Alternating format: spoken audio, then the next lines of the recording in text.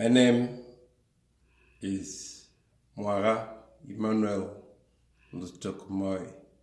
Lutukumoi means a most successful warrior.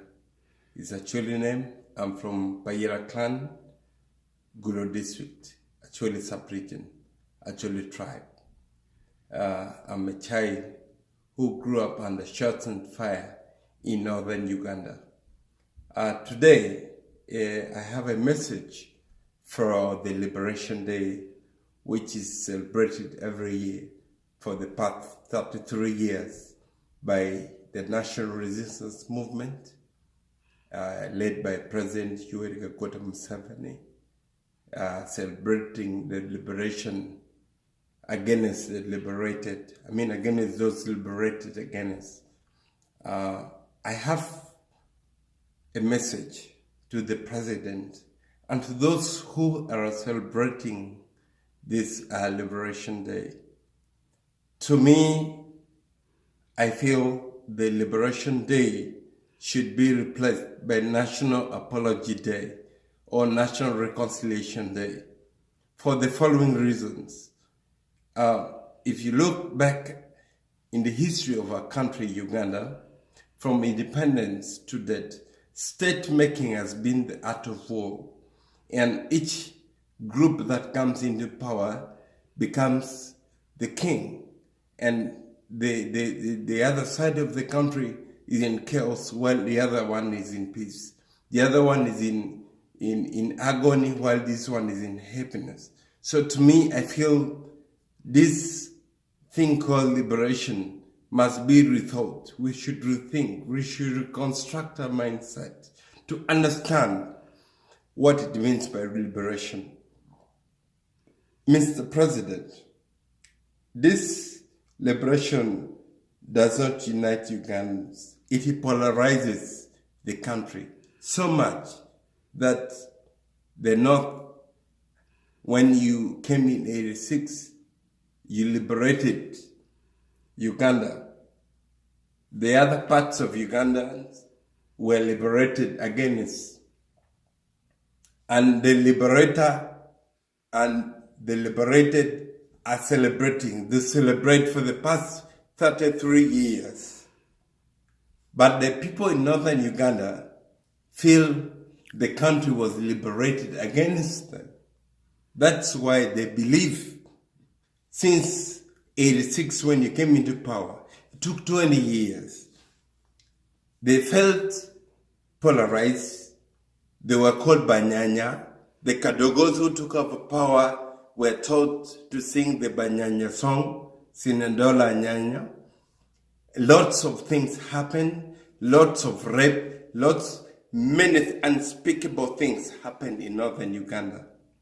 When the 27 guns descended up north, even the most sycophantic NRM supporter will agree with me that they saw men being raped, women being raped. I saw my uncles being tied kandoya. I saw my grandmother being beaten, frog marched. I saw many relatives who were killed in what we call possibly it has been kind of retaliation against what the Kadogos were told happened in Luero when they were fighting. They were taught that they saw women killed, children killed, others boiled in pots. The same thing went up north 20 years. Some of us in 1986, I remember very well, I was playing hide and seek before the one time, before the fireplace. You know, the fireplace used to be the classroom, the compound, the school. The teachers were the elders who would teach us. The bonfire, the warmth, the smoke united the family together. Conflicts between brothers and sisters, aunts, between uncles, between wives and husbands would be solved within the fireplace. That was the strongest epitome of the culture of our people. And that's the only place where conflicts were solved. Conflicts used not to go to the next day. It would be solved that time. I was talking about what we used to do. I was playing hide and seek with the other children. That's when hell broke loose. That's when I started seeing all these unspeakable things. That's when I started seeing death, rape, and all those kind of things. We started sleeping in the bush. We call it a loop. Anyone who grew up in a Acholi sub-region will tell you what a loop means. Sleeping in the bushes every day. According to UNICEF, over 1,000 people in Acholi would die every day. According to UNICEF, over 30,000 children, young girls who are abducted, made sex slaves. Others were sold in Arab worlds as slaves. We still don't know. These are lost children.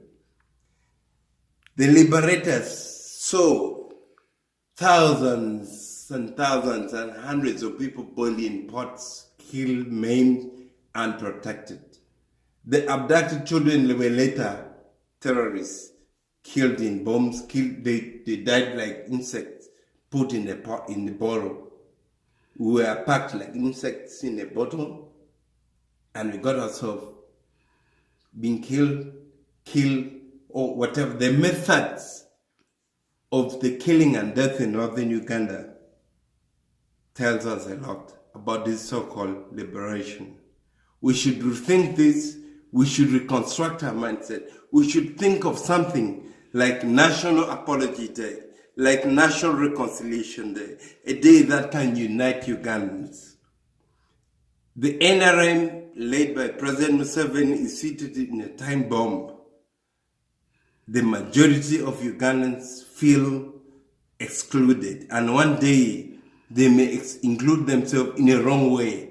And this must not happen, because we had the worst past as a country. We had our share of killings and bloodshed. So to me, I think the so-called Liberation Day must and should stop today and this year, not even next year.